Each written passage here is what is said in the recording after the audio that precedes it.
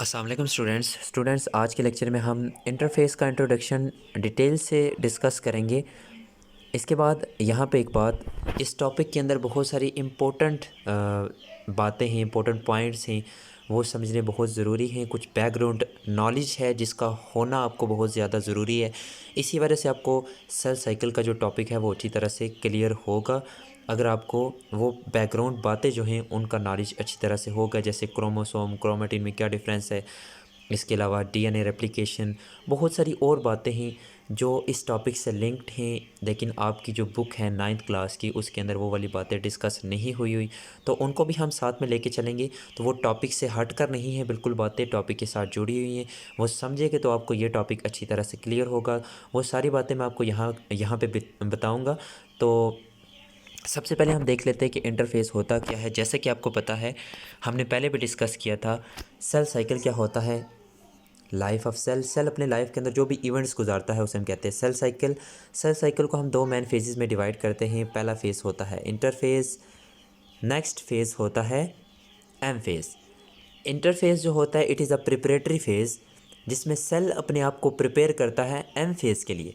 और M phase क्या होता है, M phase is actually a division phase, जिसमें एक सेल डिवाइड करता है और दो नए डॉटर सेल बना देता है। तो ये वाला जो स्टेज है, ये वाली जो स्टेज है, इसे हम कहते हैं एम फेज़, जिसमें एक सेल डिवाइड करता है और दो नए डॉटर सेल बना देता है। और इससे पहले जितने भी इवेंट्स सेल के अंदर होते हैं वो होते हैं किसके अंदर आते हैं, इंटरफेज़ के अंदर। Interphase is a time during which cell prepares itself for M phase. Interphase is a preparatory phase. In M phase cell actually divides in daughter cell. M phase के अंदर, एम फेज़ जिसको हम division phase भी कहते हैं, जिसमें cell divide करके नए डाटर सेल बना देता है। तो इंटरफेज़ को आप इस तरह से भी डिफाइन कर सकते हैं कि it is a preparatory phase in which cell prepares itself for M phase. या फिर नेक्स्ट आप इसको डिफाइन कर सकते हैं सिंपल वर्डिंग में, जैसे यहाँ पे लिखा हुआ है, interphase is a period between two divisions. अब इसका क्या मतलब है, interphase is a period between two divisions. For example मैं कहता हूँ ये एक सेल है, ये इस सेल ने सारा इंटरफेस गुजारा और इसने दो नए डाटा सेल बना दी। ये यानी इस सेल ने, इस सेल के सेल साइकिल का एम फेज़ है, यानी ये डिवीजन फेज़ है। नेक्स्ट मैं कहता हूँ यहाँ पे पहले वाला सेल ये दोबारा से डिवाइड करेगा और फिर दो ने डाटर सेल बना देगा। अब यहाँ पे ये एम फेज़ और यहाँ पे ये वाला एम फेज़, जिसमें एक्चुअल में सेल डिवाइड करके दो नए डाटर सेल बना रहा है। और यहाँ पे ये जो सारा टाइम पीरियड है जिसमें सेल ने अपने आप को प्रिपेयर करता है, प्रिपेयर किया है इस एम फेज़ के लिए, ये सारा क्या है एक्चुअल में, इंटरफेज़। तो इंटरफेज़, एम फेज़ एक डिवीजन फेज़ ये वाला और एक डिवीजन फेज़ ये वाला। तो time period between two division phases, दो डिवीजन फेजेस के दरमियान जो टाइम पीरियड होता है उसे हम कहते हैं इंटरफेज़। तो यहाँ पे आपको नज़र आ रहा है एक डिवीजन फेज़ ये वाला, एक डिवीजन फेज़ ये वाला, इसके दरमियान का जो सारा टाइम पीरियड है जिसको मैंने ऐसे एरो से रिप्रेजेंट किया है, इसको हम कहते हैं इंटरफेज़। आप इसको इस तरह से भी डिफ़ाइन कर सकते हैं जैसे हमने पहले किया था। तो ये इसकी डेफिनेशन हो गई। नेक्स्ट बहुत ज़्यादा important point, most of the cell cycle is spend, most of the time of cell cycle is spend in interphase. यानी एक सेल साइकिल का जो मैक्सिमम टाइम पीरियड होता है वो इंटरफेस में स्पेंड होता है। जैसे मैंने आपको बताया था कि हमारे जो सेल्स हैं, हमारी बॉडी के मोस्ट ऑफ सेल्स 24 आवर्स में डिवाइड करते हैं। तो उन 24 आवर्स में से ऑलमोस्ट 21-22 आवर्स कौन ले रहा होता है, इंटरफेस ले रहा होता है। यानी सेल साइकिल का जो टोटल टाइम पीरियड होता है वो जितना मर्जी हो, उसका जो 90% टाइम पीरियड होता है, 90% सेल साइकिल का जो टाइम होता है वो इंटरफेस ले रहा होता है। और बाकी जो 10% टाइम होता है वो लेता है एम फेज़ या division phase. Interphase takes almost 90% time of cell cycle. Cell cycle का जो 90% टाइम पीरियड होता है वो कौन लेता है, इंटरफेस लेता है। तो it is a long phase. Interface long phase होता है लेकिन प्रिपरेटरी फेज़ होता है, सेल इसमें अपने आप को प्रिपेयर करता है। नेक्स्ट इस फेज़ में क्या क्या होता है, chromosome are duplicated in this phase.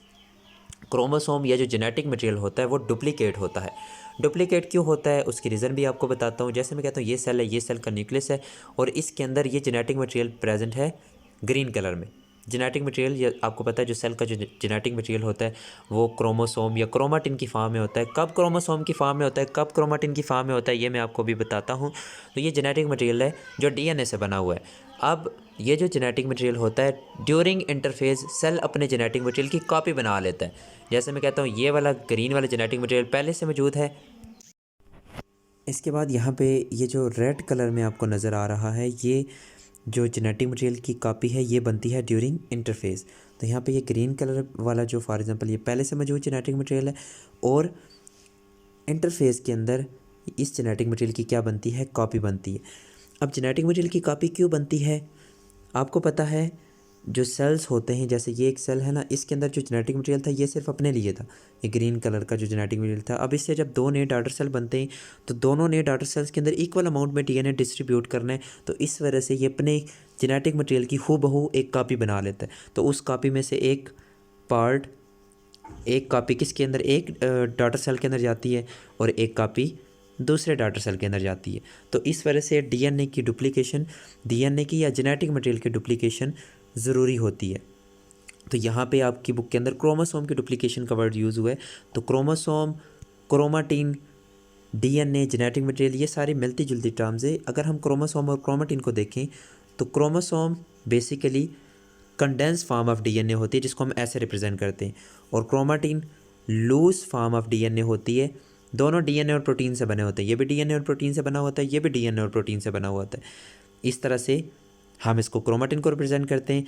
हमारे सेल्स के अंदर ड्यूरिंग इंटरफेस हर एक जो जेनेटिक मटेरियल होता है ना, हर एक जो क्रोमोसोम होता है, हर एक जो क्रोमोसोम होता है ना, वो किस फॉर्म में होता है, क्रोमाटिन की फॉर्म में होता है। यानी हमारे, अगर हम अपने सेल्स की बात करें तो 46 क्रोमोसोम होते हैं। ड्यूरिंग इंटरफेस हर एक क्रोमोसोम किस फॉर्म में होता है, क्रोमाटिन की फॉर्म में होता है।